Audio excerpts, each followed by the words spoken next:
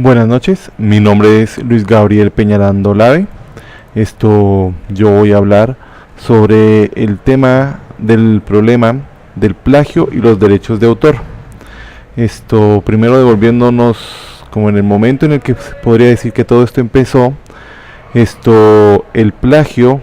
pues no se conocía como tal, ya que antes no es que se pudieran copiar los libros o manejar el internet como lo manejamos en la actualidad, que uno tiene una gran facilidad para acercarse a la información, copiarla y utilizarla de una manera inapropiada, ¿no? Tendríamos que regresar hasta el siglo XV, por recurrir a un ejemplo, que fue donde apareció la imprenta, y esto ya permitió que se diera la copia de los textos escritos. Y eso fue un punto de inflexión, según el texto en el que podemos decir analizado por Bejar.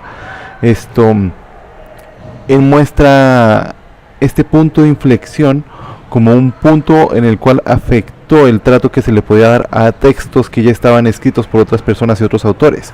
pero que ellos necesitaban que estos textos fueran publicados y copiados, por así decirlo, para poderlo transmitir a otras personas. Entonces, por ende, no hablaban sobre derechos de autor todavía, porque pues no recibían ningún cobro, sino era más por la información o por educar de alguna manera o con ciertos temas en específicos a las personas más pobres, tal vez porque normalmente en esos tiempos no se permitía, que no todo el mundo podía leer, no todo el mundo tenía ni la capacidad monetaria, ni el conocimiento o el estudio preparado para poder realizar este tipo de lecturas o adquirir este tipo de conocimiento. Lo opuesto nos sucede en la actualidad, que es de donde ya en el siglo XVIII, desde que se produjo como el individualismo, ya la aparición de que ciertas personas exigían un pago por su información, la que ponían en textos, perdón, y ahora en el siglo XXI, como también nosotros, o bueno, un montón de autores pueden subir toda su información al internet, y pues esta rapidez permite que los estudiantes universitarios, escolares, profesores o hasta personas de alto rango en nuestros gobiernos abusen de la información para poder copiar cosas y utilizarlas hacia nuestro favor, ¿no? Entonces, en esto que reside, que esto nos ha llevado no solo al plagio de que pudiéramos copiar el texto, sino que ya empezaba a aparecer también el ciberplagio. El ciberplagio es como todo lo que se sube a la red según el pensamiento, se dice que es libre, pues no, mucha gente no sabe hacer las referencias, no sabe cómo citar a los autores dueños de la información que uno está copiando, por así decirlo, o no se le da el soporte a estos textos de una manera apropiada y responsable. En el auge de la era digital, pues todo esto está en aumento, y al aumentar de una manera tan rápida, pues la falta de desconocimiento en los estudiantes es lo que ha permitido que el plagio crezca o suba cada vez más. En el texto que hablaba del plagio y los derechos de autor, pues ellos nos muestran que se hizo una investigación en la Universidad de Cádiz. En esta investigación ellos lograron ver que, digamos, una gran parte del plagio, por más que las personas saben lo que es y que no es algo correcto,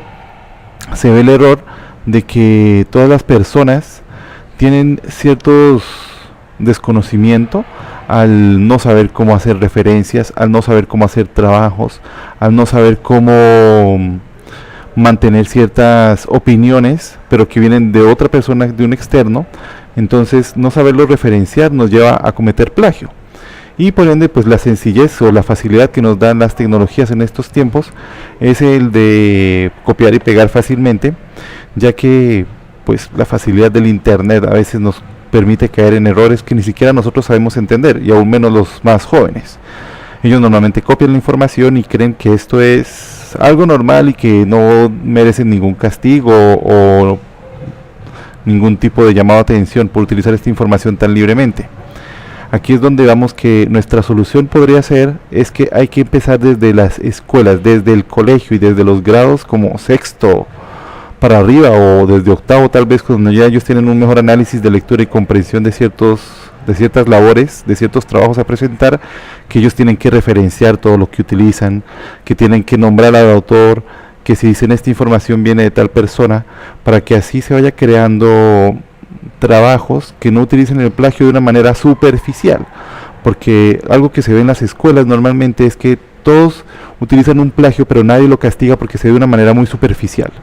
Entonces, al verlo de una manera superficial, pues nadie le presta atención. Y cuando ya llegan a la universidad, los docentes sí le prestan un poco más de atención a lo que es los trabajos, cómo los producen, desde qué recursos vienen y llegan de cualquier lado. Entonces, esto va a permitir que ellos tengan un proceso de entendimiento más procesado,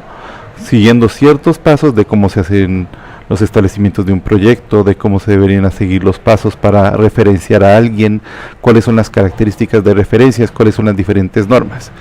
Pero aquí podemos caer en otro problema, que normalmente es la atención de los estudiantes hasta este tipo de preparación, el cual algunas veces podrá parecer tediosa. Entonces hay que buscar maneras muy didácticas de poder hacer esto realmente. Pues por el momento esa sería mi opinión, y una de las pocas cosas que logro